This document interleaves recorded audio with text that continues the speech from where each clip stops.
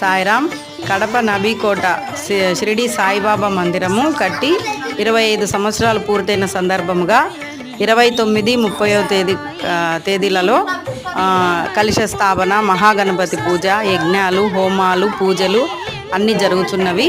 కావున భక్తులు గుడికి వచ్చి తీర్థప్రసాదాలు స్వీకరించవలసినదిగా కోరుచున్నాం.